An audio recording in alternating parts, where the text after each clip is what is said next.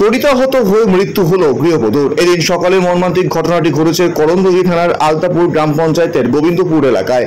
আশঙ্কাজনক অবস্থায় ওই বধূকে উদ্ধার করে রায়গঞ্জ মেডিকেল কলেজ হাসপাতালে নিয়ে আসলে জরুরি বিভাগের কর্তব্যরত চিকিৎসকরা তাকে মৃত বলে ঘোষণা করেন। এদিন অর্থাৎ সোমবার বিকেলে ওই বধূর মৃতদেহ ময়নাতদন্তের পর পরিবারের হাতে তুলে দেয় রায়গঞ্জ থানার পুলিশ।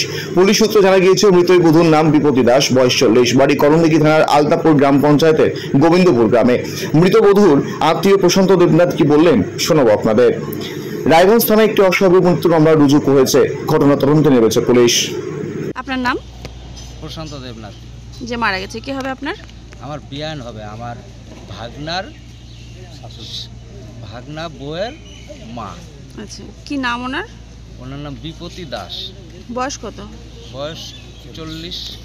আচ্ছা, কি হয়েছিল ঘটনা? ওনার সকালে ঘর মুছতে গেছিল, একটা টেবিল ফ্যান ছিল, টেবিল ফ্যানটা সরাতে যায়, তারপরে শর্ট খায়, তারপরে ওভাবেই অজ্ঞান হয়ে পড়ে গেলে তারপরে হাসপাতালে আনি রায়গঞ্জ হাসপাতালে আনার সময় রাস্তাতেই মারা যায়। আচ্ছা, বাড়ি কোথায় ওনার? বাড়ি হলো গোবিন্দপুর, আলতাপুর পোস্ট অফিস, থানা করণদিঘি। ওনার স্বামীর নাম? ওনার বিদেশি দাস। বাচ্চা কাচ্চা রয়েছেন? হ্যাঁ, এক ছেলে এক মেয়ে। রায়গঞ্জ থেকে বিতিকা পালের রিপোর্ট, কুলিক নিউজ।